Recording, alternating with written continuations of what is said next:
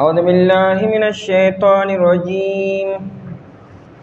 بسم الله الرحمن الرحيم. واعبدوا الله ولا تشركوا به شيئا وبالوالدين إحسانا وبذي القربى واليتامى والمساكين والجار ذي القربى والجار الجنب والصاحب بالجنب وابن السبيل وما ملكت أيمانكم إن الله لا يحب من كان مختالا فخورا. واعبدوا الله او بندگی کوئ د الله تعالی ولا تشرکو به او تاسو شریک مجوړوئ هغه سره شیئا اسیو سلرا وبالوالدین احسانا او مور او پلار سره ښه سلوک کول وبذی القربى او رشتہ دارو سره والیتامى و یتیمانانو سره والمساکین او مسکینانو سره والجار ذی القربى او گاونډي رشتہ دار سره والجار الجنوب او گاونډي اجنبي سره والصاحب بالجنب او ملګری د اړخ سره وابن السبیل او مسافر سره وما ملکت ایمانکم او اعچا سره چې مالکان شوي دي خلاصونه ستاسو ان الله بیشک الله تعالی چې دی لا يحب محبت نکوي من اعچا سره کان مختالا چې وی هغه متکبرا فخورا فخر کوونکی. آیت مبارکه کې د حقوق بیان دی او یولس قسمه عمده خصلتونه بیانی. مخکې آیت مبارکه کې د میاں بیوی د ښځې او د خاوند د حقونو بیانو او په دې آیت مبارکه کې د ښځې او د خاوند نه علاوه د نورو د حقونو بیان دی چې هغه رشتہ دار دي، څه لرې څه نږدې، دارنګې د معاشرې نادار او یتیمانانو او مسکینانو او مسافرو خلکو حقوق بیانی. لومبی الله تعالی خپل حق بیان کړی دی چې عبادت به د الله تعالی کوئ، الله سره به شریک نه جوړوئ او دای نه بعد بیا سټپ بای سټپ یعنی د مور او پلار نه شروع کړی ده او تر یتیمانانو، مسکینانو، تر گاونډیانو او د مسافرو د ملمنو او تر دې چې د نوکرانو، خادمانو، غلامانو پورې بیان کړی دی. آیت آخر کې بیان دی چې کم انسان پړه کې تکبر وي، انانیت وي، خودپسندي وي او عجب وي چې ځان ته سوای نه به د دې حقوقو بیا خیال نه ساتي، هغه بیا دې کې خپل یو قسم بېعزتي به ګڼي. نو باوجود د دې چې دا حقوق دي خو د خودپسندۍ د وجې نه، د عجب د وجې نه، د تکبر د وجې نه او د فخر د وجې نه به دې نه د رشتہ دارو خیال ساتي، نه به د خپلوانو خیال ساتي، نه د یتیمانانو او نه د غریبانانو. واعبد الله او بندگی کوئ د الله تعالی. امر دی د الله بندگی دا فرض د پارچا باندې. عقل هم دا وی چې د الله بندگی وکړي ځکه چې چا پیدا کړي نو انصاف داري چې دا هغه به ښه وایي او دا مه ته به جزي کوي، دا مه ته به سر ټیټي. عام خلکو میں جس کا کھائیے اس کا گیت گائیے چې د چا خوري د چا استعمالې د هغه بیا ښه وایه او چې د چا خوري او د چا سکي او د هغه بیا ښه نه وی دا ناشکري ده. الله جل شانه بندگی دا په بندگان باندې فرض دا واجب ده په هر حال کې. او بندگی کوي د الله تعالی. عبادت غایت تذلل توي یعنی ډیر زیات عجزي کولو، ځان ښکته کولو ته عبادت وي. نو د الله جل شانه مې ته ځان ښکته کړ په دې کې به اوچت شي او چې د الله مې ته ځان اوچت کو نو ښکته شوي. فرعون او نمرود او د لوی متکبر خلک چې دې د الله مه ته سر نه ټیټو نو ذلیل شو. او کوم خلکو چې د الله مه ته د خپل ځان په دې خاورو کې خورې کو نو هغوی الله تعالی شته کړو. دا لوی لوی نومونه چې تاسو اورئ، بلال رضی الله تعالی عنه او عمار رضی الله تعالی عنه، دې کې نور څه وو خو د الله مه ته ځان ټیټ کړی و، ځان یې خورې کړی و، الله تعالی دا نومونه شته کړو. واعبد الله بندگی وکړئ د الله تعالی په دې کې تمام عبادات رالو، که بدني دي که مالی دي او که جانی دي. که د بدن سره تعلق ساتي لکه منځ او روژه، او که مال سره تعلق ساتي لکه حج شو زکات شو، او که زبان سره تعلق ساتي لکه د ښو خبرو حکم کولو او د نارواو نه منع کولو، حق وینا کولو. دا ټول عبادات دي. التحیات لله والصلوات والطیبات. التحیات څه ته وایي؟ زبانی د ژبې چې کوم عبادتونه دي هغه ټول د الله دپاره دي. دارنګې والصلوات او صلوات څه ته وایي؟ بدن سره چې کوم عبادات تعلق ساتي د انسان د بدن نه صادریږي، دا هم د الله دپاره دي. او ورپسې وی والطیبات، مالی عبادتونه، زکات دی، عشر دی، نصف عشر دی، صدقۃ الفطر دی، د قسم کفاره ده او منښته ده، صدقات او خیرات دي، دا ټول د الله دپاره. نو دا جامع عبادت شو چې د انسان د بدن نه څونه نیکۍ څونه عبادتونه صادریږي او موجودیږي چې دا ټول د الله دپاره وي. واعبدوا الله، او بندګي وکړئ د الله تعالی. ولا تشرکو به، او شریک مه جوړوئ الله تعالی سره. شیئا هیڅ یو حصې لره مو، شیئا نکره ده، هیڅ چا لره به الله سره شریک نه جوړئ. دا نه چې سره بت ته به سجده نه کوي، خو بس هم نه کوي چې د کم ځای نه د شرک بوی هم راځي، اینه به ځان ساتي. توحید سره شرک بالکل نشي جمع کېدی. داسې نشي کېدی چې یو مؤمن مسلمان موحد هم وي او د مشرک هم داسې نشي کېدی. شرک او توحید دواړه په یو ځای کې بالکل نشي جمع کېدی. انسان به یا خالص موحد او مؤمن به وي او یا به مشرک به وي. منځ کې یو درجه نشته چې دا مؤمن هم دی او دا ګنې موحد او مخلص مؤمن داسې نشي کېدی. ولا تشرکو به شیئا، ځکه وایي چې کافران هم د الله عبادت کو، مشرکان هم د الله تعالی عبادت کو، دیو هم طوافونه کولو، دیو هم صدقات او خیرات کولو، دیو هم منځونه کولو، خو دا چې ای سره به شرک هم کو. په تلبیه کې الله سره شریک جوړ کړو. تلبیه به چې لبیک اللهم لبیک، چې مخکې لا شریک لک، نو قرآن تلبیه کې لا شریک لک، تاسو هیڅوک شریک نشته، نه دی و الا شریکا، ویګر یو شریک ستاشتا چا په ځمکه باندې. نو په تلبیه کې چې خالص د الله ته د حاضرې کلمات دي، هغې کې به هم دي خپل هغه شرک را دننه کړی و. نو ولا تشرکو به شیئا، د الله بندگی به کوئ، خالص به کوئ، خالص دار چې سره به شریک نه جوړوئ څوک مو. وبالوالدین احسانا، الله تعالی خپل حق بیان کو. د الله د حق نه بعد بیا د خپل مور او پلار حق دی. انسان چې وجود ته راغلی دی او دی موجود شوی دی، نو د هغې دوه سببونه دي. یو ظاهري سبب دی چې هغه مور او پلار دي. د یو انسان دنیا کې وجود ته راتل د هغې سبب ظاهري هغه مور او پلار دي. او یو حقیقي سبب دی چې هغه د الله تعالی ذات دی. الله تعالی چې وغواړي دا نظام به جوړ شي او انسان به دنیا ته راشي، او که الله نه غوښتي اسباب به موجود، انسان به دنیا ته نه راځي. نو د الله حق مقدم دی، ځکه چې سبب حقیقي الله تعالی دی. د انسان دنیا ته راتلو اصل سبب الله تعالی ذات دی، نو ځکه د الله حق مخکې کو. او بیا د عین بعد ظاهري سبب د مور او پلار دی. نو الله تعالی د خپل ځان نه بعد د مور او پلار ذکر وکړو چې مور او پلار سره به ښه سلوک کوئ، احسان به کوئ. قرآن کریم احسانا ووایي، دی ونه وایي چې به د مور او پلار حق پوره کوي، دی ونه وایي. او دی ونه وایي چې به د مور او پلار صرف خدمت وکوي، ښه سلوک به ورسره کوئ، حقوق خو به اسم پوره کوئ، خدمت خو به اسم کوئ.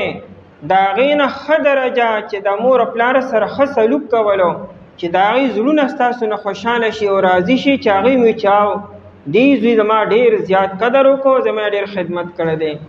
دا نه چې صرف ذمہداري پوره کوي او صرف خبره سر په سر کې نه، احسان به کوئ چې ستاسو په اړونو کې د مور او پلار قدر وي، احترام وي.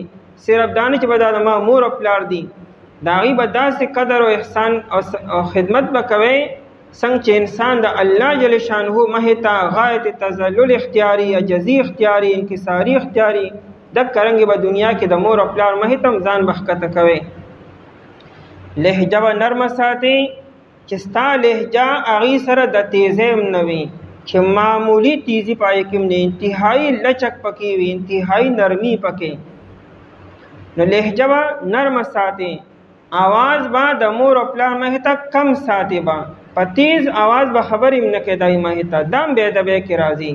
د مور او پلار مهیت داسې رویه به هم نه اختیاروي چې هغې ته په دې باندې تکلیف ورسیږي، او د مور او پلار په غیر موجودګۍ کې به هم داسې یو کار نه کوي چې هغې مهیت ته نشي کولی. دا هو آداب دي. مور او پلار ته به نوم هم نالې، پلار ته به نوم نالې، مور ته به نوم نالې، بلکې د انتهایی د قدر او د ادب او د محبت نوم به ورته امی جان به دی. امی خو څه نوم نه، امی جانو او ابا جانو. ته ابا نه او ته ډیډ پاپا، دا نوم نه دی، دا خو د انګریز مونږ له پیدا کړی دی، دا د بې ادبۍ نوم دی. ډېر د قدم خلک وي داجي، د قدر نوم به ورته اخلي چې هغې کې قدر او احترام وي. اما جانو ابو جانو داسې قسمه نومونه به ورته اخلي. تش په مام نه کېږي مام، او تش چې کوم دی نو ډیډ، او تش چې کوم دی نو پاپا، په دې نه کېږي. خو د قدر او د ادب نوم به ورته اخلي. او دغه رنګې دی مهې ته وخپیم نه غورځئ، جواب به ورته نه کوي. که په خبرې پوه نه شوي او ستا اړه وانه غسته، خاموش به شي، جواب به نه ورکوي چې ته نه پوهېږې. ستا زمانه کې ځان له دا زمانه ځان له ده. هغې له چې الله تعالی کم عقل او بصیرت او کم سمج ورکړی وي، ته د هغې مهې ته لوی شوی. ستا به څه علم وي، څه به تجربه او څه به عقل وي. عقل خو د هغې دی، دنیا خو هغې لیدلې ده، تا لا څه لیدلي دي چې ته کله بیا د هغې ځای ته ورسېده ته پته ولګي چې خو زه ماشوم زه نه پوهېدم، هغې خو پوهېدلو. نو د مور او پلار خدمت کولو، د هغې خیر خبر اخیستلو، د هغې ادب کولو، احترام کولو. او بالوالدین احسانا، او مور او پلار سره ښه سلوک کولو. یعنی واحسنوا بالوالدین احسانا، ښه سلوک کوئ تاسو مور او پلار سره، احسانا ښه سلوک کولو. بیا په مور او پلار کې بیا به مور سره نورم زیات ښه سلوک کوي، پلار سره به هم کوي، خو مور سره به د پلار نه بیا زیات ښه سلوک به کوي. ځکه مور چې ډېر ستړی شوی دی، د پلار هم ډېر ستړی شوی، د مور د هغه هم زیات ستړی شوی دی. بله مور عجزه ده، خپل حق ستانه نشي غوښتی، به جاړي غریبه، اسویلې به کي، به کي، افسوس به کي، نور هغه څه نشي ویلی. پلار خو بیا هم سترګې روباسلی شي، د کوره به دې وباسي، کنزل به راته وکړي، سپېړه به دې نه وباسي. مور به ستانه څنګه سپېړه وباسي؟ نو د مور او پلار مور مهې ته بیا به ډېر زیات شفقت به کوي. نبی علیه الصلاة والسلام نه یو صحابي تپوس وکړو، وی من ابرو، چا سره نیکي وکړمه؟ نبی علیه السلام بر امکا، خپلې مور سره نیکي وکړه. وی جی ثم من، بیا چا سره وکړمه؟ وی بیا دې مور سره نیکي وکړه. بر امکا، وی بیا چا سره وکړم؟ بیا دې مور سره نیکي وکړه. وی بیا چا سره؟ بیا ثم اباکا، بیا پلار سره. په څلورم نمبر کې نبی علیہ السلام پلار یاد کو، درې پیرو کې نبی علیہ الصلوۃ والسلام مور یاد کړی دا. وجه دا ده چې د مور اکثر چونکه عاجز طبیعت را د پلار نه سړی یریږي او د مور نه عام طور یره نه کیږي. نو ځکه نبی علیہ الصلوۃ والسلام درې پیرې د مور ذکر وکړو چې مور ستانه حق په زور نشي غوښتي او پلار ستانه حق په زور مغستی شي. پلار نه هتیږي محروم مې نه کی، عاق مې نه کی، د کور مې ونه باسي. مور خو مینت او سماجت بکی تا ته. ځکه نبی علیہ السلام د مور ذکر تاکیدن وکړو. باقی دار چې بے ادبي به یو نه کوي، نه به د پلار کوي، نه به د مور کوي. دې من کې به کمپیریزن نه کوي چې ستا کوم او د نه کوم، د دواړو به ادب کوي، دواړو به احترام کوي. او که د هغې خپلو منځ کې څه معاملات رالو ته پکې دخل اندازي نه کوي. ها دروغ خبره کولی شي، د سمواري خبره کولی شي، خو ته به طرفداري جانبداري به نه کوي. وبالوالدین احسانا، او مور او پلار سره احسانا ښه سلوک کولو. بس د مور او پلار د حقوقو د پرده خبره کافي ده چې الله تعالی د خپل حق نه بعد د مور او پلار حق ذکر کړی دی. مور او پلار د کچر کافران او مشرکان وي، بیا هم تا ته دا اجازت نشته چې د هغې بې ادبي وکړي. قرآن کریم بل ځای کې وصاحبهما فی الدنیا، دا مور او پلار چې ستا مشرکان دي او الله د سره نه مني نو د هغې اطاعت به نه کوي په شرک او په کفر کې. که تا ته پلار وایي چې شرک اختیار کا، د غیر الله بندګي وکړه، دا خو به نه مني، ځکه د الله حق بیا د مور او پلار د حق نه بیا مقدم دی. وإن جاهداك على أن تشرك به شيئا، قرآن وی که چې دې ته باندې زبردستي وکړي او زور در باندې وکړي، بیا به هم ته دا خبره نه منې چې ته بت ته سجده وکړې یا ګناه یو کار وکړې. سعد بن ابي وقاص رضی الله تعالی عنہ مور وه او مور یې ایمان نه راوړی او د ایمان نه وړو.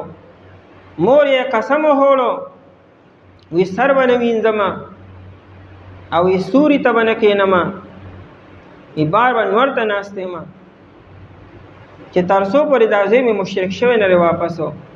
عرب خو به ناشنا قسمونه خوړلو، وی سر به نه وینځم، یعنې لام بم به نه دک شان به اوسېږم، جامې به نه بدلوم او وی سوري ته به نه کښېنم، بار به نور ته ناست یم. دا به د قسمونه وو. او چا پکې وي چې رزق به هم نه خورم، دا پکې هم چا قسم وخوړو. او سعد رضی الله تعالی عنہ ته خپلو خپلوانو هم ډېر ځای دا د مور د کم از کمو دا به مړه شي که چېرې بار نور ته ناست یو سر نه وینځي. خیر د دې مخې ته کلمه د کفر ووایه، بیا به خیر د رستو به ایمان نه وړی. سعد رضی الله عنه وایي ورته یې وی دا خو که چېرته یو پیره که ستا په بدن باندې چې څومره ویښته دي دومره پیرې ته مرې او ژوندی کېږي، بیا هم زه ایمان نه پرېږدم، بیا هم زه شرک نه اختیاروم. قرآن کریم د آیتونه نازل کړو چې او مور او پلار که تا ته د ګناه حکم وکړي دا به نه مني. لا طاعة لمخلوق فی معصیة الخالق، نه مخلوق اطاعت به نه کوي چې پای کې د خالق نافرمانی راځي، لکه د خالق حق مقدم دی. باقی په جائز کارونو کې په مباح کارونو کې بیا د مور او پلار اطاعت به کوي. نو قرآن ورپسې وصاحبهما فی الدنیا معروفا، او د مور او پلار سره چې اگر چې مشرکان او کافران دي دې سره به حسن سلوک به کوي، صله رحمي به ورسره کوي، خدمت به کوي او دارنګې مالی معاونت به کوي، مدد به ورسره کوي. اسماء رضی الله تعالی عنها چې وه د ابوبکر صدیق رضی الله تعالی عنہ لور ده. د ابوبکر صدیق سره دو بیبیانې وي، یو ایمان نه وړو بل ایمان نه راوړی. د عایشې رضی الله عنها مور چې ام رومان وه هغې ایمان نه وړو. د اسماء رضی الله عنها مور چې وه هغې ایمان نه راوړی. نو دا مکه مکرمه کې اوسېده. نو دا راغلی وه د لور کور ته، د اسماء رضی الله تعالی عنها کور ته. نو دې د نبی علیه الصلاة والسلام نه تپوس وکړو چې زما مور مشرکه ده او اسلام ته هېڅ قسمه رغبت نشته، ویزا یې سره صله رحمي وکړمه. نبی علیه الصلاة والسلام ته او مور سره دې صله رحمي وکړه، مطلب د هغې ادب وکړه، اکرام یې وکړه چې څونه ورځې تا سره کور کې ده د هغې باقاعده خدمت کوه، خوراک و څښاک و جوړه جامې څه قسمه تعاون یې هغه سره وکړه. نبی علیه الصلاة والسلام دومره پورې ام حبیبه رضی الله تعالی عنها چې د نبی علیه السلام بیبي ده، ابو سفیان رضی الله عنه لا ایمان نو راوړی خو مدینې منورې ته راغلو. نو هغې د خپل پلار انتهایي قدر کړی دی، ادب یې کړی دی. البته بستره یې غونډه کړه، بستره خوره وه چې ابو سفیان کېناستو نو ام حبیبي رضی الله بستره راغونډه کړه. نو ابو سفیان خو سردار و، ظاهره دا خو د هغه بېعزتي ده.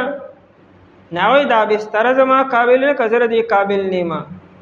نو هغې ورته ته د دې قابل نه وي، ځکه په دې نبي علیه الصلاة والسلام ناسته کې د دې بسترې ته قابل نه، ځکه تا کې ایمان نشته. دا خو ځان له یو ادب خبره وه. خو د مور او پلار که مشرکانو کافرانو موي د هغې اطاعت به هم کوي په جایز کارونو کې، او که د ګناه خبرې تا ته حکم وکړي دا به چرې نه منې. وبالوالدین احسانا، او مور او پلار سره ښه سلوک کولو. وبذی القربا، او د مور او پلار نه بعد بیا رشته دارو. دا مور او پلار هم په رشته دارو کې داخل دي، خو د دې د اهمیت د وجې نه دا مور او پلار یې ځان له ذکر کړو او رشته دار ورپسې ځان له ذکر کړو. که چېرې صرف بذی القربا یې ویلې وي نو د مور او پلار دونه اهمیت او قدر او ادب او د هغې عظمت به نو ښکاره شوي. د دې د عظمت د ښکاره کولو دپاره د مور او پلار ځان له مستقل ذکر وکړو. وبذی القربا، او رشته دارو سره، نو د مور او پلار نه علاوه چې کوم نور رشته دار دي رشتہ اصل کې تار توي، دا تسپو کې او په امیل کې دنه چې کم تار دي ته رشتہ ویل کېږي. دا تار چې څونه مضبوطي دا امیل او دا تسبیح به دونه مضبوطي وي، دا مری به مضبوطي وي، او چې تار څونه نری دی دونه دا امیلم کمزوري دی، دا تسبیح کمزوري دي. او که دغه تاروش لیدو نو بیا ګوره چې دا دانی څنګه خوري وری غورځېږي. نو دا رشتہ دونه کمزوري مه ساتئ، رشتہ مضبوطه ساتئ. ځکه وبذل قربه او رشتہ دارو سره چې هغه بیا د مور او پلار نه علاوه د انسان رشتہ دار د هغه رونه او خویندې دي. دارنګې ستا اولاد او ستا بیبي ده، دارنګې بیا ستا ترونه او ماماګان او ماسیګانې، دارنګې بیا مخکې ورپسې ځه څه نږدې دي او څه لرې دي. رشتہ دار قرآن کریم مطلق وایي دې ټولو سره به ښه سلوک کې، ښه سلوک دار چې د چا حقوق فرض او واجب دی به پوره کوې به، او چې چا واجب نه دي هغې سره د خپل وس او طاقت مطابق مالی معاملت کوه چې کولی شي. کنی نو دا جانی او دا زبانی دا به هر چا سره تعلق سم ساتي. وبذل قربه او رشتہ دارو سره، والیتاما او یتیمانانو سره. یتیمانه یتاما جمع د یتیم نه. یتیم هغه چاته وي چې د هغه پلار وفات شوي وي.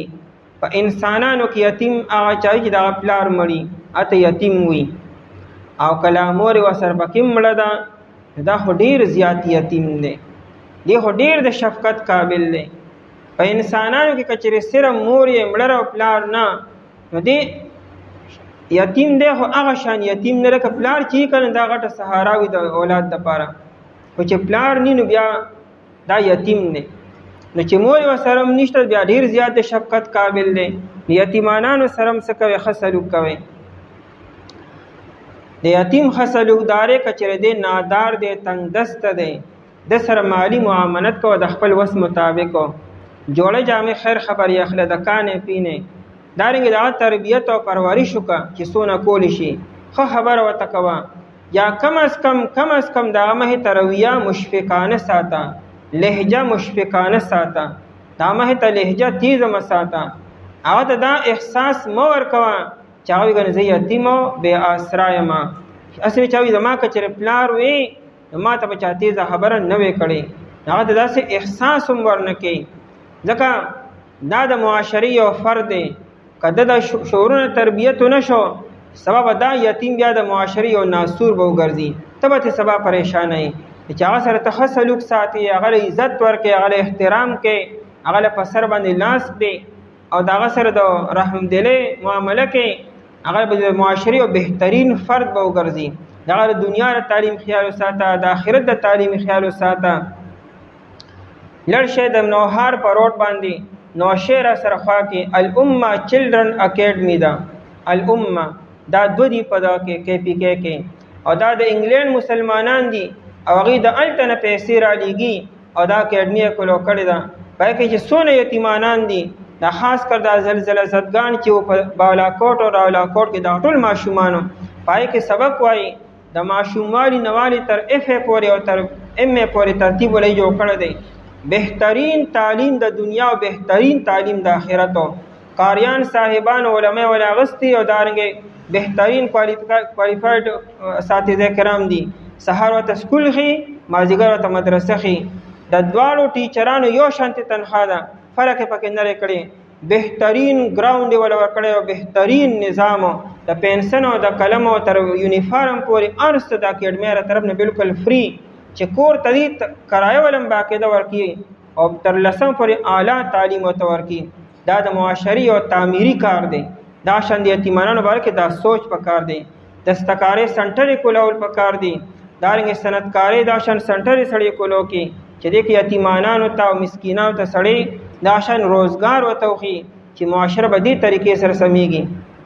والیتاما او یتیمانانو سره. یتیم سره چې هر سړی ښه سلوک کې، یتیم به وي زما خو یو پلار نه، زما خو بلا شي پلاران دي، خو چې چا ته ګورم هغه ما سره د پلار په شانتې مینه کوي، او چې کومې ښځې ته ګورم هغه ما سره د مور په شانتې مینه کوي. دا یتیم به څونه پړه کې به څونه خوشحاله وي. او که هر انسان رستو کې، هر انسان شاته کې، هغه غریب به لکه څه وي. والیتام او یتیمانانو سره، والمساکین او مسکینانو سره. مساکین جمع د مسکین ده. دا د سکنه نه دی. سکنه سکون ته وي چې په ځای په کلاره بس ناستي. دی مسکین ته مسکین ولې وي؟ د سره سني دی په ځای ناستي. دا انسان سره چې مال راشي نو بلا خبرې ورسره راشي، نو کله کالام ته او کله یو خوا او کله بل خوا، او کله سمرقند ته او کله چې کوم دی نو خوشحال ته، او کله یو خوا، کله پیسي ته، او کله 3 سټار ته، او کله 5 سټار ته. دا منډې به وخې بیا ولې مال راغلی دی. او چې مال نی انسان بیا په آرام ناستی، دغه ته مسکین ویل کېږي. والمساکین او مسکینانو سره. په دې کې نادار طبقه راله. پښتو کې ورته موږ خوار وایو، دا خوار دی. اصل معنا د مسکین خوار. والمساکین غریبانانو، مسکینانو، خوارو او نادار طبقه. والمساکین او مسکینانو سره او خوارو خلکو سره مدد کوه، که مالی وسر کولی شي، که روزګار ولکتی شي، که په کار باندې لګولی شي، که مزدوري ول ورکولی شي، که جامه او پیزار کې مدد کولی شي، او که نه خوراک او څښاک کې مدد کولی شي. همدومره کافي دی. او بندګي وکړئ د الله تعالی، او شریک مه جوړوئ الله تعالی سره چا لره. او مور پلار سره ښه سلوک کول، او رشتہ دارو سره، یتیمانانو سره، مسکینانو سره. اعوذ بالله من الشیطان الرجیم. بسم الله الرحمن الرحيم.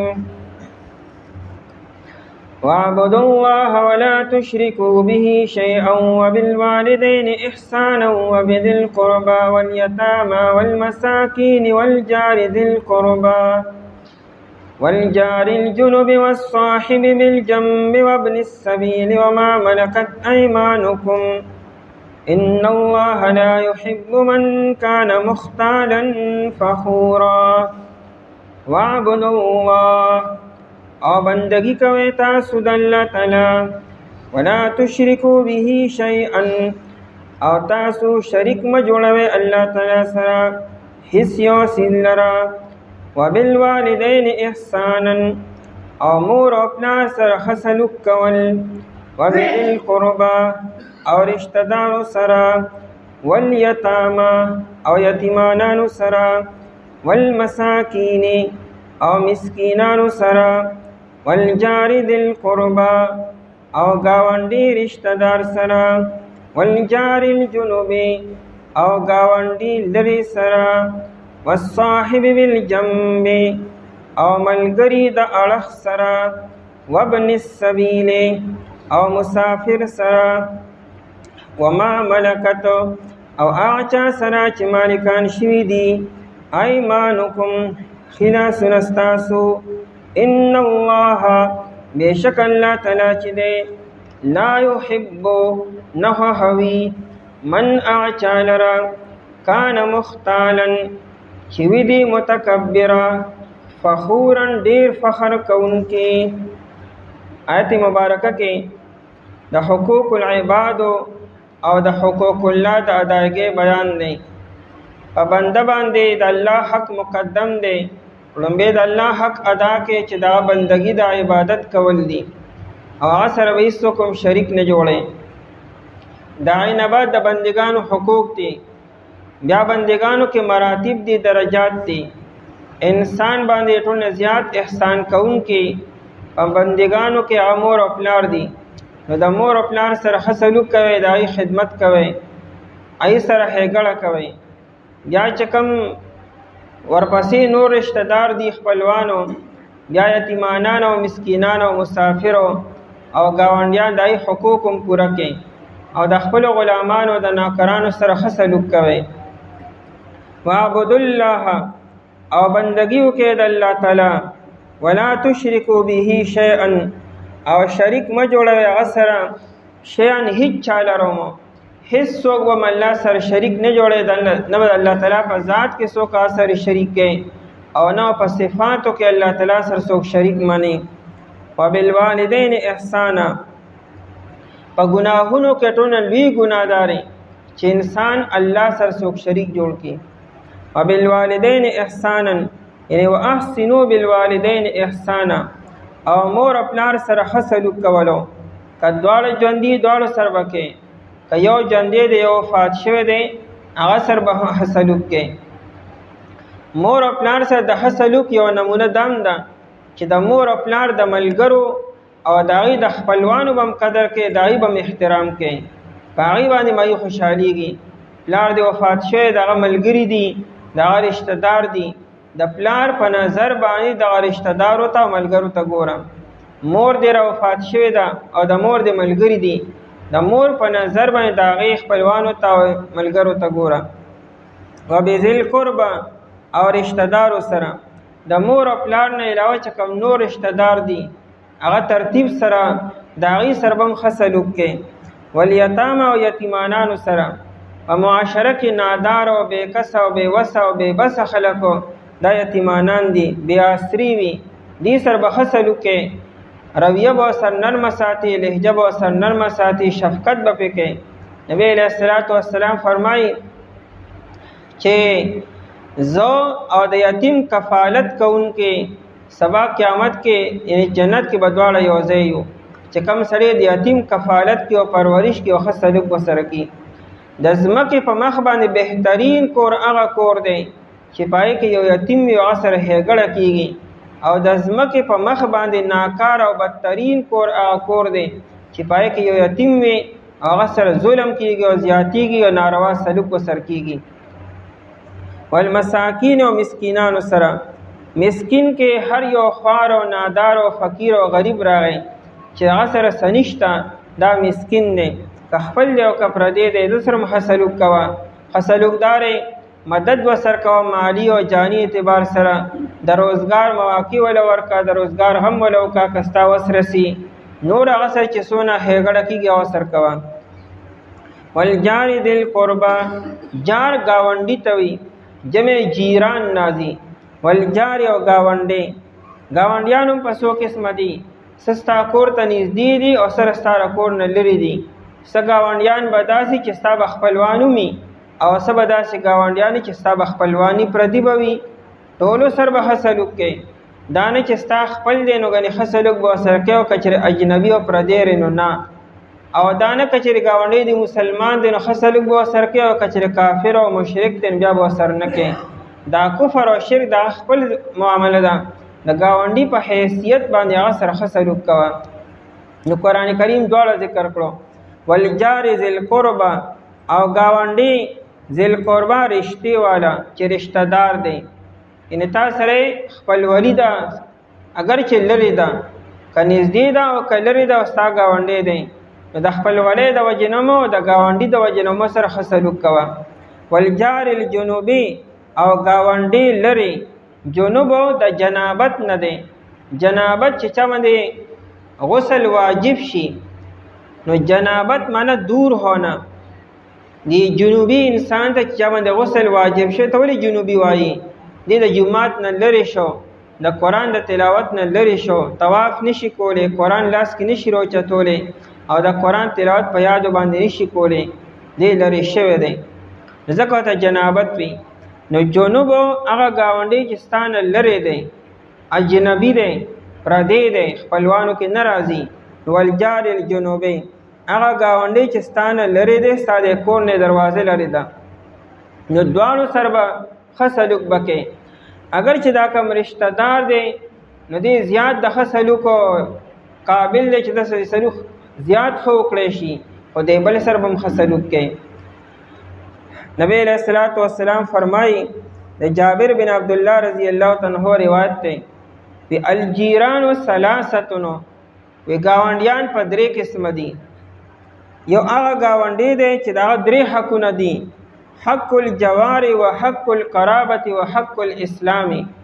یو هغه ګاونډی دی چې تا سره په دیوال باندې نږدې دی، یعنې کور تا ته نږدې دی او دې سره سره دی مسلمان هم دی او ستا رشته دار هم دی.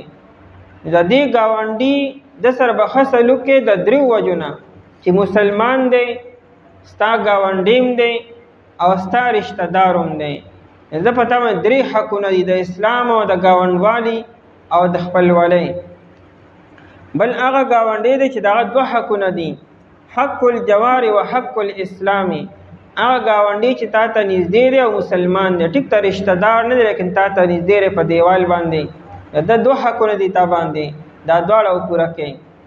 او دریم هغه گاونډی دی چې دا صرف یو حق دی، حق الجوار، صرف تا سره په گاوند کې خو مسلمان هم نه دی او رشتہ دار هم نه دی، یعنی مشرک دی او کافر دی، نو د سره به هم ښه سلوک کوي اگر چې مشرک او کافر ولې نه دی.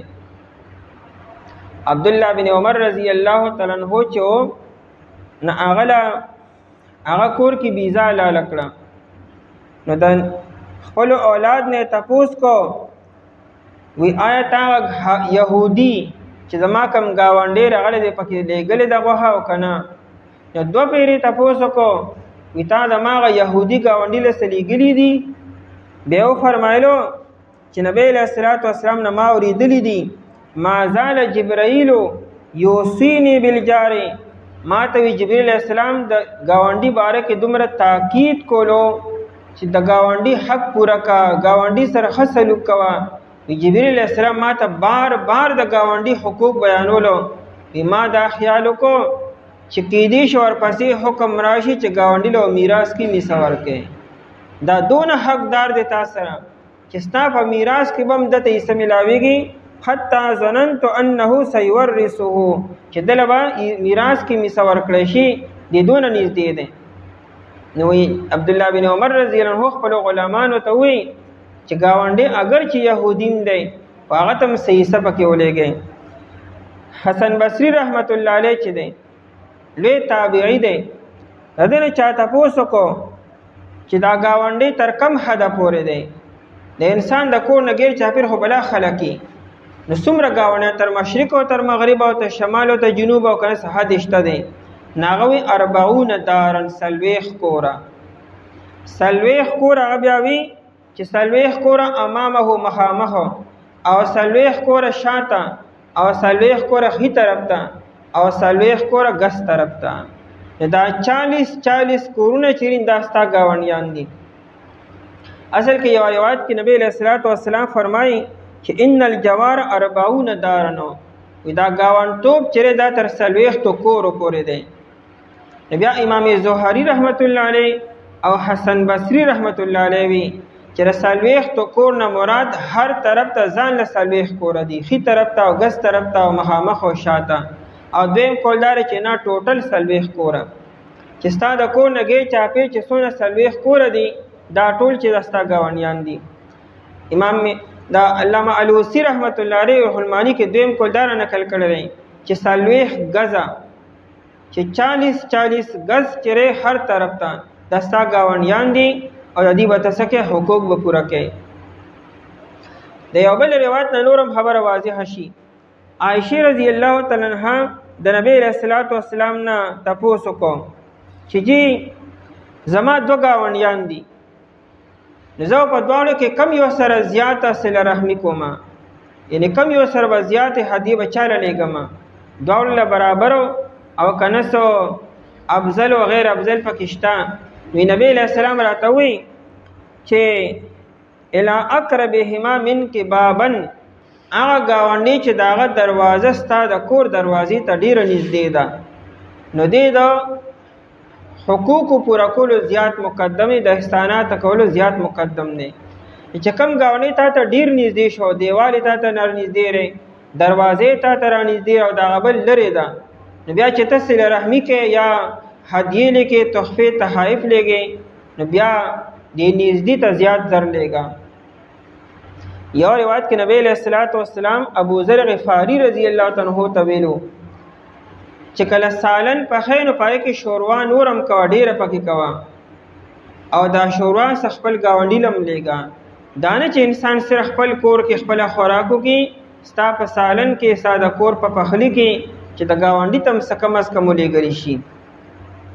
نبی علیہ الصلوۃ والسلام فرمای من کان یؤمن بالله والیوم الاخر فلیحسن الی جاره، چې دا کم سړی د الله او د الله پر رسول باندې ایمان دی او په آخرت پر ورځ باندې ایمان دی، دې ور خپل گاونډي سره ښه سلوک کی چې هغه دنه په تکلیف کې کم از کم ني.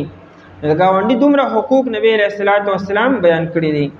والجار ذل قربا، او گاونډي رشتہ دارو والجار الجنوب او گاونډي چې هغه لري دستانه یا پرشته کې لري دی او یا دروازې لري دا دیوال یې لري دی او بل تاسو نږدې دی. والصاحب بالجنب صاحب بالجنب هغه ملګری صاحب ملګری ته وي او جنب دې طرف ته وي اړخ ته دې تشي ته وي. د انسان دا یو جانب چیرې که ښي جانب او که ګس جانبي دې ته جنب ویل کېږي. نو والصاحب بالجنب او ملګری د اړخو د یو جانب او د یو طرفو نو هغه سره سو که ښه سلوک وکړه هغه لم تخفي ته لېږه د هغه حقوق پوره کوه. د دې نه مراد څوک دی؟ د دې یو قول دا چې د انسان دا بیبي ستا بیبي هم ستا یو طرف ته وي یو اړخ ته وي نو د دې به هم حقوق پوره کوي او احسانات به ورسره کوي. یا دا چې دې نه مراد ستا د سفر ملګری دی چې په سفر باندې دې تا سره خوا کې سیټ باندې ښي طرف ته یا ګس طرف ته یو تن ناست دی یا ستا نه مخې ته یا شاته نو دا صاحب بالجنب دی. چې څومره ټیم ته هغه سره په سفر کې چې هغه ستا نه په تکلیف کې کم از کم ني داسې کښېنمه چې هغه ته تکلیف وي د هغه ځای دې نیسلی دی. داسې حرکتونه مه کوه چې هغه ته پې تکلیف رسیږي. داسې انداز مه اختیاروه چې هغه ته پې تکلیف وي. په خوراک او په څښاک کې هغه ځان سره شریک کا او هغه ته څه ایذا او څه تکلیف کم از کم مه رسوه. والصاحب بالجنب او ملګری د اړخو د یو طرفو په دې کې بیا روح المانی لیکلی دی چې یا دا چې ستا هم سفر دی یا هم مجلس دی. په دې کې هغه دوه سټوډنټان چې په کلاس کې ناست دي دوه طالب علمان چې په یو ځای سبق وایي دا هم ستا ملګری دی ده ته به تکلیف نه ورکوي. څونه ځای د ناست چې ستا لپاره مقرر دی هم په هغه ځای کې به کښېني د هغه بل ځای به نه نیسي دا د بل حق وال دي. دارنګې د هغه خیر خبر اخیستلو په جومات کې په صف کې تا سره ملګری د هغه به هم خیال ساتي چې هغه ستا نه په تکلیف کښېني. دا ستا د لارې ملګری دی چې هغه ستا نه کم از کم تکلیف کښېني. دا د انسان د انسانیت نه غورځېدلې خبرې ده چې ستا نه یو انسان په تکلیف کې وي. نو والصاحب بالجنب او ملګری د اړخو د یو طرفو که هغه هر څوک دی که مسلمان دی او که غیر مسلمه دی چې هغه ستا نه راضي لړ شي خو چې ستا نه خفه لړ نه شي. نبی علیه الصلاة والسلام ته ویلی شو چې دلته یو زنانه ده تصوم النهار د ورځې روجی وتصلي الليل او د شپې ټوله شپه مونځ کي دونه پرهیزګاره چې د شپې مونځونه او د ورځې روجه خو دونه هوه چې وفي لسانها شیء دای دا ژبه ډېره تیزه ده هر سړی ترې نه په تکلیف کې دی او ګاونډي او خپل او پردي هر سړی ترې نه په تکلیف کې دی. نو نبی علیه الصلاة والسلام فرمایل لا خیر فیها په دې ښځې کې هېڅ خیر هم نشته او هي فی النار دا په اور کې وي. په دې منځونو او په دې روجو دا نشي خلاصېدی چې دې نه هر انسان په تکلیف کې دی. نو خبره خو صرف د ښځې وشوه دا هر انسان دپاره دا دی چې د کم انسان نه که خپل په تکلیف کې او که پردي که هغه د رویې نه او که د هغه د مزاج نه او که د هغه د خبرو نه او که د هغه د اوسېدلو نه به دا انسان د دې حدیث نه دی ویریږي چې که ډېر منځونه کوي که ډېر نوافل کوي او که ډېر روجې نیسي او که ډېرې دعاګانې کوي که ډېر ذکر و اذکار کوي معاملات او معاشرت به هم ټیک کول غواړي. اسلام د څلورو خبرو نوم دی عبادات دي معاملات او اخلاق او معاشرت. معاشرت هم دې ته چې ته چا سره اوسېږي چا یې کم از کم ستا نه په تکلیف کې نه وي او اخلاق چې ته چا سره ملاوېږي که ته بار ملاوېږي که جومات کې ملاوېږي او که په محله کې او که په سفر کې چې کم از کم چا سره ملاوېږي چې ستا اخلاق ښکلي وي. وابن السبیل ابن السبیل لفظي معنا د لارې زوی چې مراد ترې نه مسافر دی. دی مسافر ته ابن السبیل ځکه وي دا مبالغه ده چې دی هر ټایم په سفر کې دی. خلک دا خو سم د لارې زوی دی.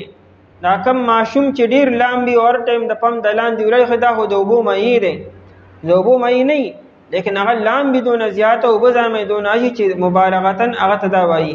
نو دارنګې مسافر ته ابن السبیل وي. نو مراد ترې مسافر دی. نو مسافر راغی هغه سره هم ښه سلوک وکړه لاره ورته سمه کړه کسانې د لارې تپوس وکړو کستانې د بوج د اوچتولو بوج سره اوچت کا، مدد وکا، که سغواړي د نو چې ستاسو نو وسیه ولا ورکا، کم از کم چې هغه ستانه په تکلیف سره ستانه جدا نشي. او په ابن السبیل کې ملمم راغی، ستا ملمه راغی چې ستاسو نو وس او طاقتي ملمستیا یو کا، ځان په تکلیف کې ما چوا دانه چې پر تکلف خوراکونه ولا ورکا. ها چې ستا کم تیار دی او تکیزا خو پرون تندی باندې په اکرام سره او په عزت سره د پښتنو اسنه دی ویلي چې پیاز دی خو په نیاز دی. دغه مطلب دی چې عزت انسان لور کا، انسان د خوراک اوږي نه، انسان د عزت اوږي وي. خوراک ان انسان ته ملاويږي لیکن عزت به انسان ته ورکی. وابن السبيل او مسافر چا کمل مده او کغه او بل او اجنبي مسافر دی. وما ملکت ایمانکم او آسوک چې مالکان شوی دی خلاص نستاسو چې مراد نه غلامان او وینځي دي. غلام سربم خسلو کې وینځي سربم خسلو کې.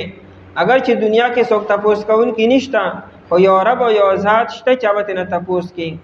نبی علیہ الصلوۃ والسلام اخر وخت کې بالکل انس رضی الله عنه فرمایي چې نبی علیہ السلام اخیرنه خبره چې دا سایه کتب رکیدو او اخیرنه خبره چې نبی علیہ السلام کړی را نو دوی چې الصلات وما ملکت ایمانکم. خلقو را دو خبرو خیال ساتي، د منځو ورې مونږ نه پاتې نشي. نو الصلات د مونږ اهتمام کوي، وما ملکت ایمانکم د خپل غلامانو د خپل وینځو خیال ساتي، حقوق پوره کوي.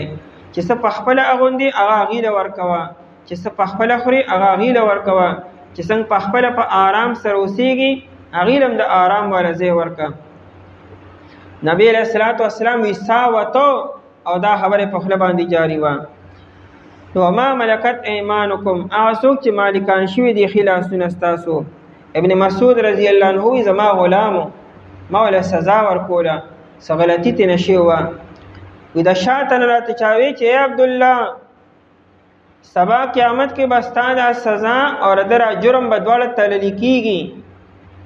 نو کچرستا سزا سیوا و در جرم نه نو طالب سزا در کولی کیږي، او کستا سزا کم و د جرم سیوا نه پتا باندې ثوابال نشتا.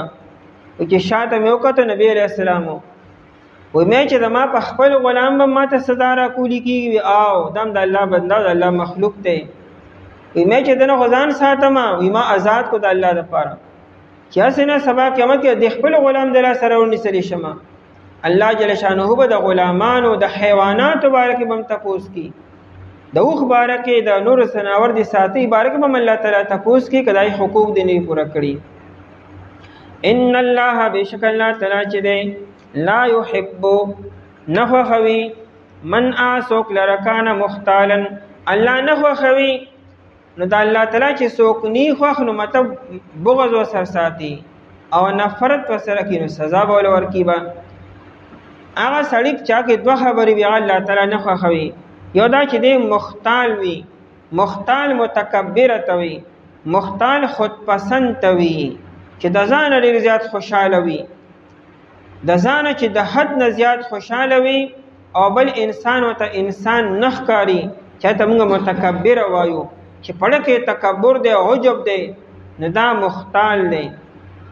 او فخورن ډیر فخر کون کی بتش خپل خبرې کی خپل صفات بیانی او خپل کمالات بیانی.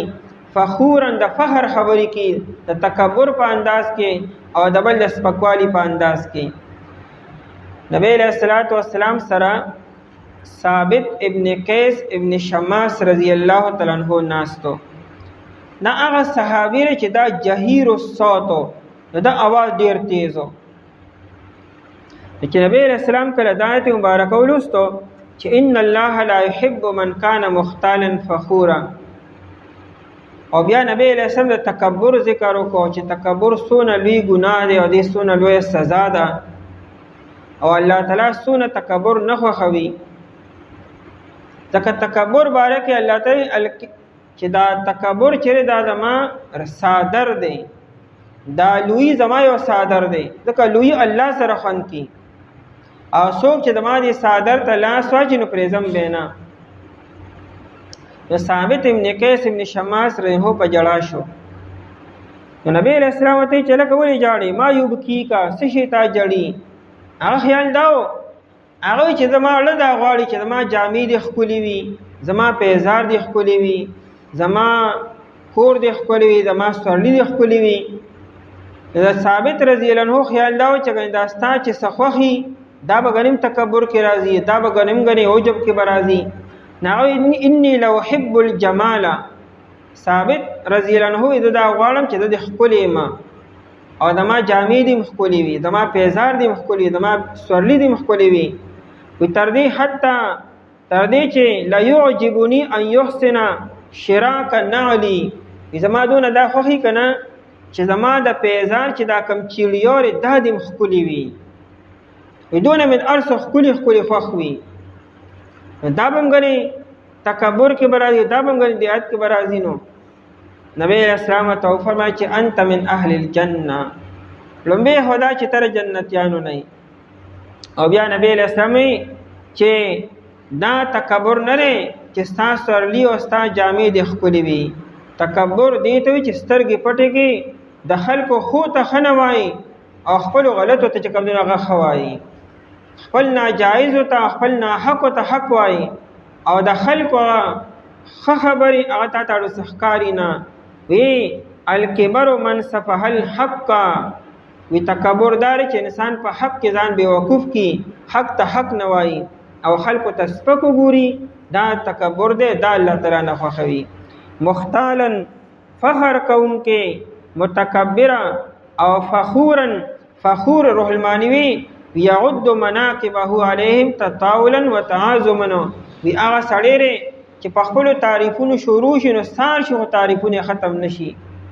نو دا فخور دی خپل تعریف کول شي خو په دې نیت چې د الله د انعاماتو شکریا او احسانات ادا شي چې ته د الله احسان دې ما خپل څخه کما نه رزي اهلم نیما الله دا سه وکړو د الله تعالی د احساناتو شکریا ادا کړي بیا ویل شي واما بنعمت ربک فحدث وکستان یې دای چې ګنې د نور موچت شمه نو د الله تعالی نه خوښوي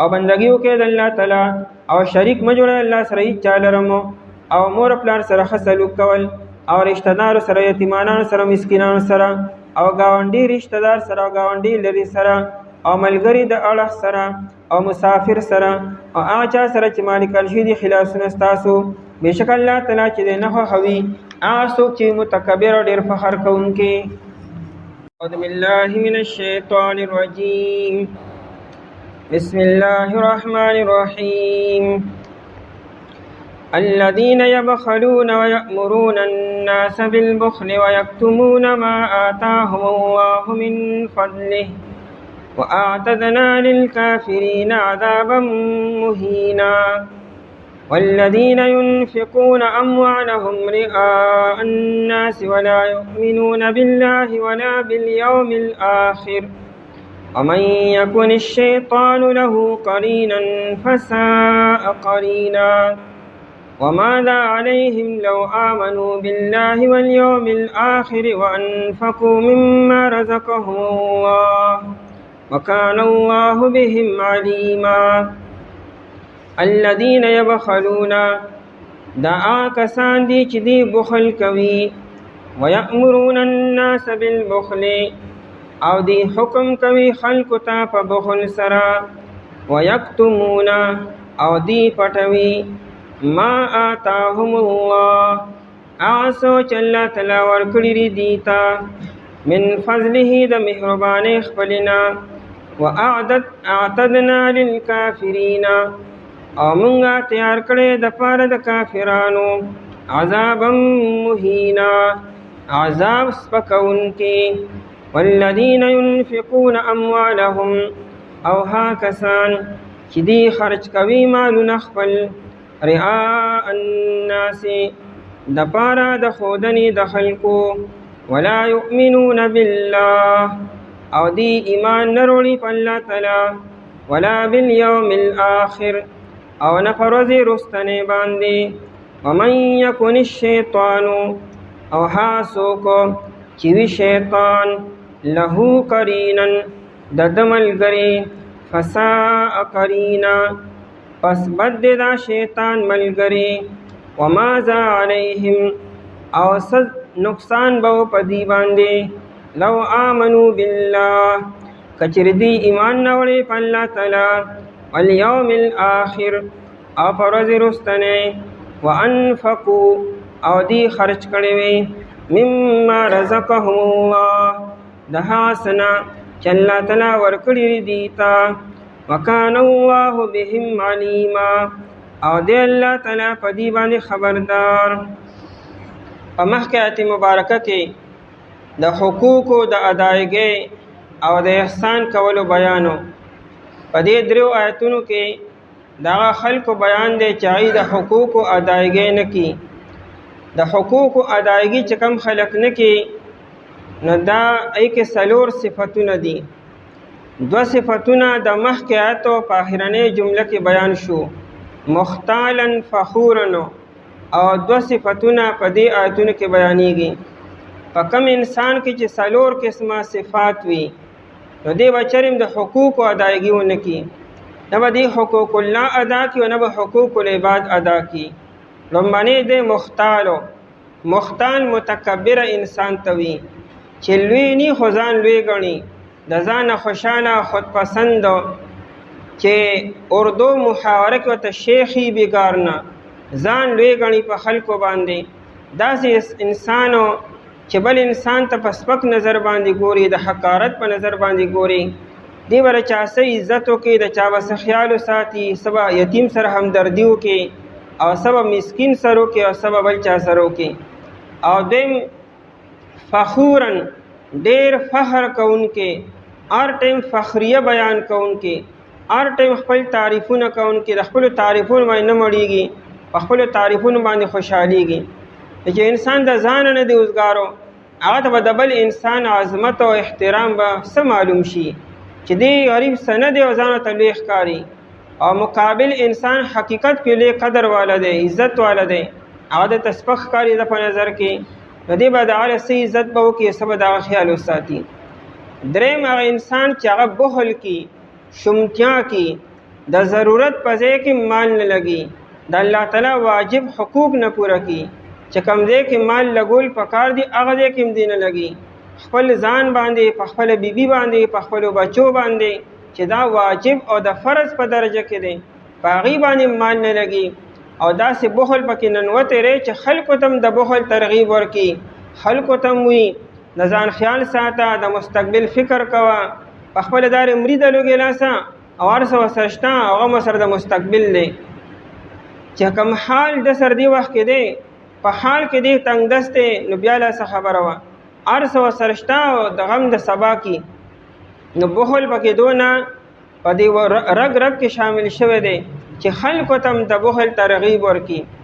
او څلورم کچرې مال لګي نو د دکلاوي دپاره، د ریا دپاره، مقصود یې د الله رضا نه ده، بلکې صرف دا چې کم لګي چې په دې د ده نوم وشي، چې په خلکو کې د یو د سخاوت او د انفاق یو نوم جوړ شي، قایم دغه شي، نو دی په دغه اراده باندې لګیا دی. نو داسې انسان به د چا حقوق به څه پوره کړي، حقوق العباد به دې څه ادا کړي، احسان به چا سره دې څه وکړي. الذین یبخلون، د الذین مکې هم الذین یبخلون، دا هغه کسان دي چې دی بخل کوي. یا دې مخکې آیت کې ان الله لا یحب، الله تعالی نه خوښوي الذین یبخلون، یعنی لا یحب الذین یبخلون، الله نه خوښوي، محبت نه کوي هغه کسانو سره چې هغوی بخل کوي او په هغې کې دا باقي صفات موجود وي.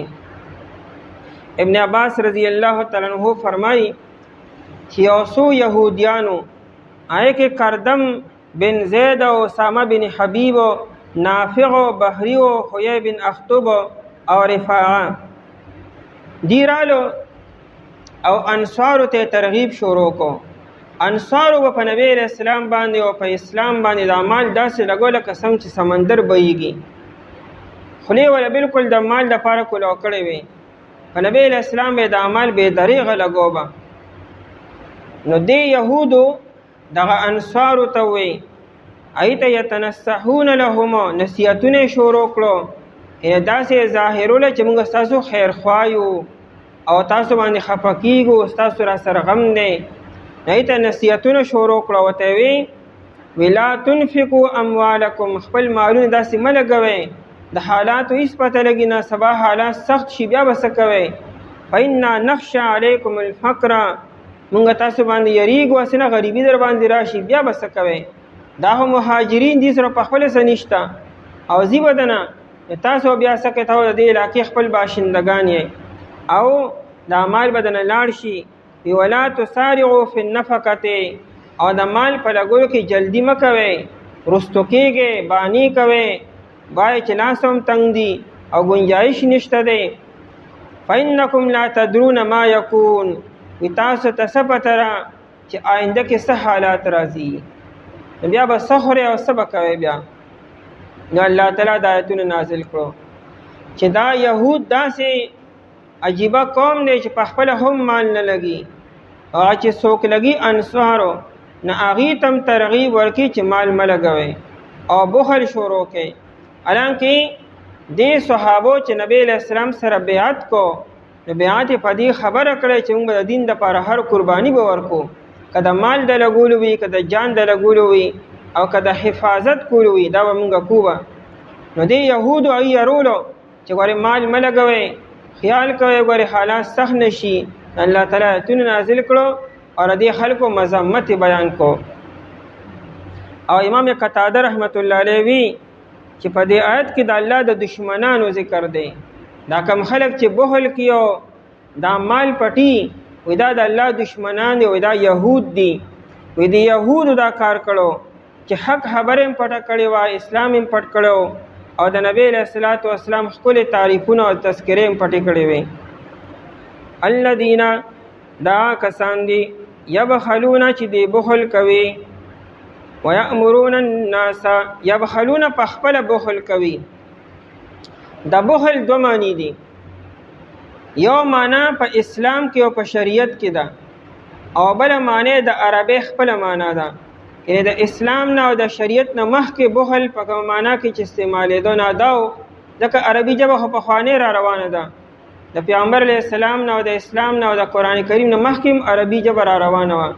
نو د بخل د لفظ او په عربی کې مخکې مو، نو مخکې دا په دې معنی استعمالېدو، یعنی منع الاحسانو، چا سره ښه سلوک نه کولو، چا سره خیرخواهي نه کولو، چا سره نیکي نه کولو ته بخل ویل کېدو.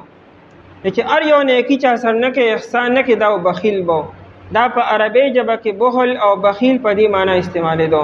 امام رازی رحمت الله علیه وی بیا چې اسلام راغی، شریعت راغی، نو په اسلام کې او په شریعت کې بخیل او بخل چې دی، نو دا منع الواجب ته وي، چې کم حق پتا باندې واجب دی د هغې پوره کول ضروري دی او ته یې نه کوې، دا بخل دی. اوسو عام نیکی کول نه، بلکې هغه چې تا باندې واجبي او هغه بیا نه ورکې هغه مالو، نو دا دې ته بخل ویل کېږي. لکه زکات په ستا په مال کې فرض شو، کال په تیر شو، د نصاب برابر دی، او ته زکات نه ورکو، مال کمیږي، وي د ما خپل د ما نه سوا کېږي، نو څه له ورکمه، نو دا اوس بخیل شو. دارنګې عشر دی، نصف عشر دی، شلمه او لسمه ده، او ته وایې د ما خپله نه کېږي، نو دا اوس بخیل شو. صدقة الفطر دی، په تا باندې واجب شو، نه ورکې ته، دا اوس بخیل دی. د خپلې بیبي نفقه 3 ټیمه هغې له سکنا رهایش ورکولو او ستا ګنجایش شته او بیا هم نه ورکې، دا بخیل دی. د خپلو بچو نانو نفقه نه پوره کوي، دا اوس بخیل دی. په خپل ځان هم نه لګي، حالانکې ګنجایش د سره شته، دا اوس بخیل دی. نو چې کوم واجب حق دی هغه نه پوره کوي او نه ورکوي، دې ته بخیل ویل کېږي. باقی دا دی که انسان دا واجب او فرایض پوره کی باقاعده، لیکن نور زیات صدقې او خیراتونه نه کوي فرض کړه، دې ته بخیل نه وایو. حالانکې موږ پښتو کې بخیل داسې انسان ته وایو، هغه ماشاءالله ښه بلا کارونه به کوي له خیر سره، صدقې به هم کوي، خیراتونه به کوي پټ پټو، د بلا ماشومانو کفالت به هم کوي، د یتیمانانو، د غریبانانو، مسکینانو، خو په میډیا باندې خلکو ته معلوم ني. واجب حقوق به هم پوره کوي، لیکن داغه پروګرامونه نه او کینو خاموشه سره یي. خلکو دا ډېر بخیل دی، په کور کې شهید راختلی دی او کور کې په کچن کې اور نه بلیږي، ولې ته نه راغوښتې، حالانکه هغه چې کم کارونه دی هغه کین ته بخیل نه وایو. بخیل اصل هغه چاته وي چې هغه واجب حق نه پوره کی. یبخلون چې دی بخل کوي، ويأمرون الناس او دی حکم کوي خلکو ته په بخیلۍ سره، په خپلم کې او بل چاتم د بخیلۍ حکم کې.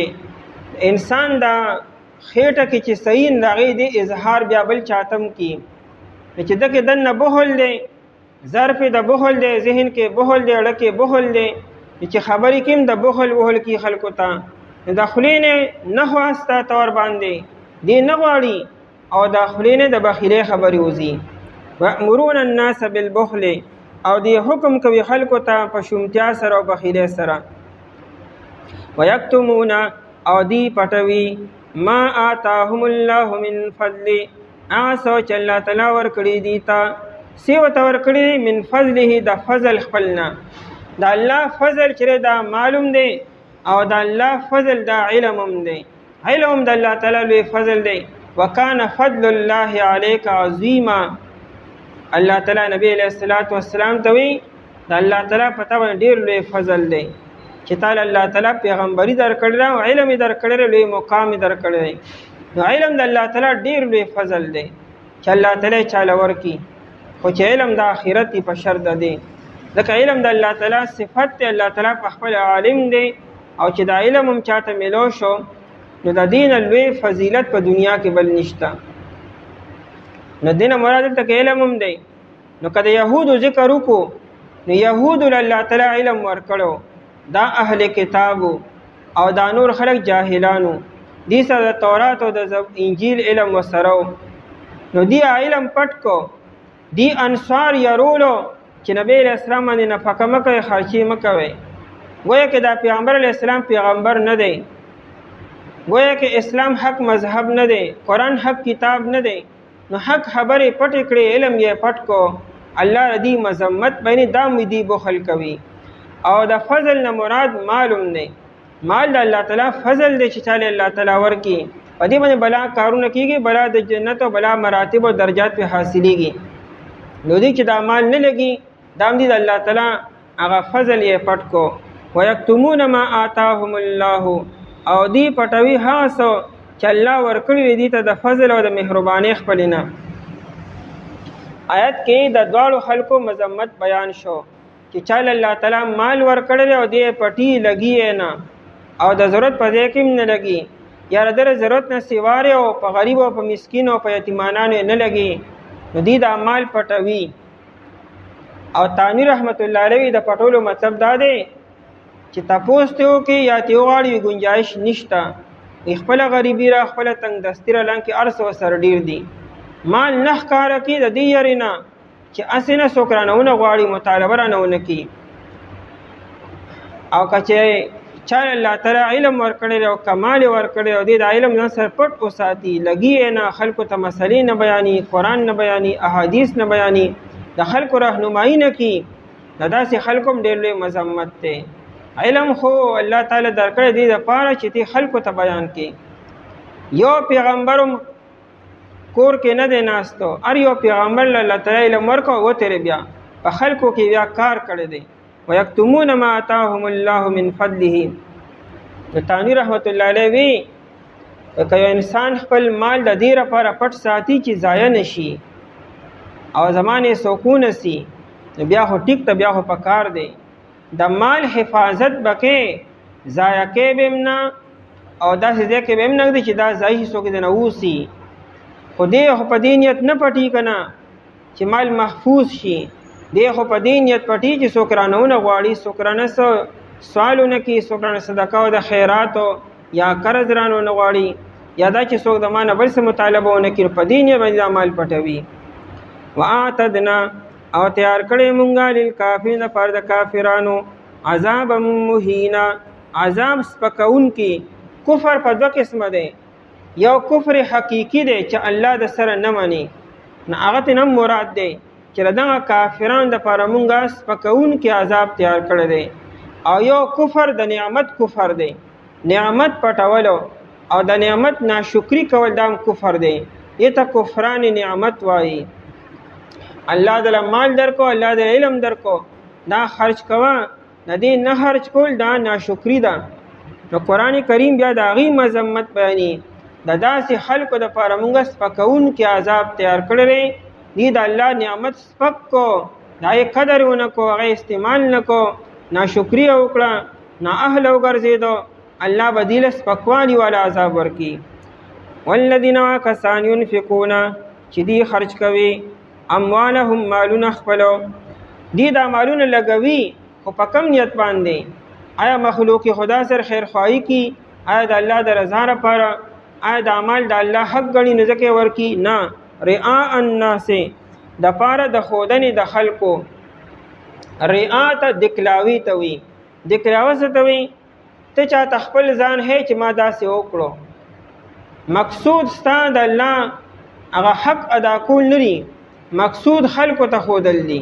نو بیا به دې خامخا داسې ځای کې لګي چې هلته به ضرورت نی، خو داسې ځای کې به لګي چې خلک یې وویني.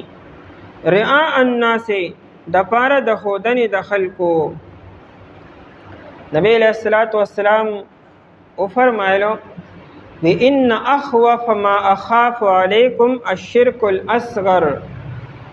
نبی علیہ السلام صحابو ته وی چې ما سره کومه ډیره یره د ستاسو باره کې هغه د شرک اصغر ده.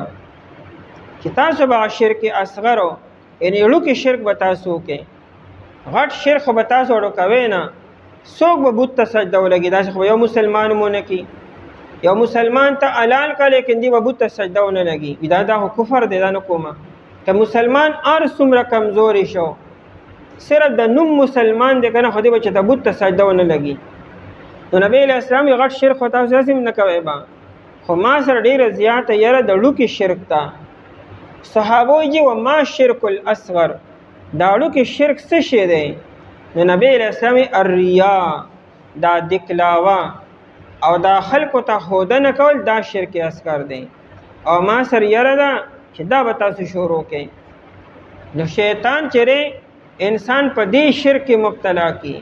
او نبی علیہ السلام فرمایي ان یسیر الریاء شرکن، معمولی دکلاوه چې دا ګوریم شرک دی. بالکل دا نیت به هم نه کوئ، مقصود الله د رضا لپاره دومره خبره کافره چې بس هغه ویني دا ډېره ده. او که داسې نیت شروع دی یعنی عمل کوي په دې نیت باندې او منځ کې د خیال لاغې، نو فوراً رړه کې توبه وباسه چې الله دا که موږ دا غلطو شو، ما صرف ستا د رضا لپاره کومه. یا په آخره کې نیت سم کا. رعاء الناس د پاره د ښودنې د خلکو. ولا یؤمنون بالله، او دی ایمان نه ساتي په الله تعالی باندې. د دې مطلب دا نه دی چې یو عمل وکړي نو نوم به نه لې، نوم اخیستی شي. فتاوی علمګیري لیکلي دی که یو انسان حفظ وکړي دې ته حافظ قرآن ویلی شي، دا نه که ځان ته حافظ وي دا ګنې ریا شوه. یو قاري ځان ته قاري ویلی شي، یو عالم ځان ته مولانا په خپله ویلی شي. دارنګې یو انسان حج وکړو هغه ځان ته حاجي په خپله ویلی شي، خپل نوم سره لیکي. دا ریا نه ده. جومات جوړولو او پای باندې نوم لیکل دا ریا نه ده. ریا ستا د زړه خبره ده چې تی په کم نیت باندې کوې. که انسان په دې نه وکړي چې بھائی خلکو ته سبق میلو شي، خلک هم دا کارونه شروع کړي، دا ځان له بل صدقه شوه، نیکي شوه. ولا یؤمنون، خو چونکې فرق پکې ګران دی نو کوشش پکار دی چې انسان ځان وساتي. ځکه کیدای شي ته وایې که نه په ښه نیت کومه او شیطان دې رو رو بل طرف ته بوځي. نو که دا خپلې نیکۍ انسان پټې وساتي نو ښه خبره ده. ولا یؤمنون بالله، او دی ایمان نه ساتي په الله تعالی. ولا بالیوم الاخر، او نه په ورځ وروستنۍ باندې. نه په الله ایمان دی او نه د آخرت په ورځ باندې ایمان دی. که په الله ایمان و نو دا به دا وایي چې بس الله ما ویني، دا خبره کافي ده. او که د آخرت په ورځ ایمان و نو دا یره به ورسره وه چې الله به زما دا ریا او دا شرک هر څه به ښکاره کي به، نو دا یې به توبه وباسلې وه. ومن یکن الشیطان، هغه څوک چې وي شیطان دې ریا او دکلاوې ته راوستو، شیطان دې په دې بخل باندې آماده کو، او شیطان دې د علم او د مال په پټولو باندې ولګو. چې شیطان د ملګری شو، شیطان ښه ملګری نه دی. ومن یکن الشیطان، هغه څوک چې وي شیطان له قرینا، د هغه لپاره دوست او ملګری. نو فساء قرینا، په دا شیطان ډیر بد دی ملګری. شیطان خملګری نشي کېدی. شیطان کې خیر د سره شته نه، مکمل شر او شر دی. داغه نه به خیر توقع سو کې. شیطان چې ته په یو موقع چا سره ښېګړه نه راکړي، تا سره به څه ښېګړه وکړي. د شیطان هر خبره د شر ده که تا ته پکې شر نه ښکاري. او چې لا شیطان چا دا داسې مسلط کو چې ستا ملګری او دوست وګرځېدو، نو دا خو ډېر هم هلاک شو، ډېر تباه شو. فساء قرینا، پس بد دی دا شیطان ملګری. عربی کې د ښکر ته قرن وي، قرن د غویي او یا د بل یو حیوان په دې سر چې ښکري، نو د یو ښکر ته قرن وي. نو ښکر یو نه دا دوی او دواړه برابري، نو هغې ته قرین ویل کېږي. او قرنا نو څه مطلب؟ دی او شیطان دواړه بالکل د یو غوی دوه ښکر دي، دواړه سات دي، دواړه یو برابر دي، یو بل ته نږدې دي او دواړه په یو بل باندې ښکلي ښکاري. نو دی د شیطان ملګری او شیطان د ده ملګری دی، او دا به دنیا کې او آخرت کې به سره وي. بیا وماذا علیهم، او څه ضرر به په دې باندې، د دې به لکه څه نقصان شوی، څه تاوان به شوی، لکه کدی دا مال د الله په لاره کې لګولې او ایمان یې راوړی، لکه څه نقصان به دې شوی. ولې څه وماذا علیهم، او څه ضرر به په دې باندې، څه نقصان به په دې باندې. لو آمنوا بالله، کچر ایمان وروړی دی په الله تعالی باندې، والیوم الاخر، په ورځ رستنې باندې. آیا د ایمان وروړو کې لکه څه نقصان ستا کېږي د دنیا یا د مال تاوان دی ولې کېږي څو. وانفقوا، او دی خرچ کړی وي، مما رزقهم الله، د آینا چې الله تعالی ورکړی دی ته. مال در الله درکړی دی او په لګولو کې بلې تاوانی سو. مما یې وي ټول مال ملګوه، د مال څه حصه ولګوه. زکات 40 روپۍ ده، 39 په خپل استعمالی، 1 روپۍ ورکوي. لسمه او شلمه تا نه الله تعالی نیم په نیمه نه غواړي. نو مما رزقهم الله، هغه چې الله تعالی ورکړی دی ته، نو دې مال په دې لګولو کې به لکه څه تاوان مو، تاوان نه نور به الله تعالی ډېر کړو، خو کدی پوهېدی. وکان الله، او دی الله تعالی بهم علیما، علیما بهم، خبردار په دې باندې او پوهه په دې باندې. الله دې ډېر ښه پېژني، ښه پوهېږي چې دا دې په کم نیت دا کار کوي. دا هغه کسان دي چې دی بخل کوي او حکم کوي خلکو ته په بخل سره، او دی پټوي ها څه چې الله تعالی ورکړي دي ته د فضل خپلنا، او تیار کړي مونږه د پاره د کافرانو عذاب سپکونکي. او ها کسان چې دی خرج کوي مالونه خپل د پاره د ښودنې د خلکو، او دی ایمان نه ساتي په الله تعالی نه په ورځ رستنې باندې. هغه څوک چې شیطان د هغه لپاره دوستو، پس بد دی دا شیطان دوستو. او څه نقصان به په دې باندې که چېرې ایمان وروړی دی په الله تعالی او په ورځ رستنې باندې، او دی خرج کړي د هغه څه نه چې الله تعالی ورکړی دی ته، او دی الله تعالی په دې باندې خبردار.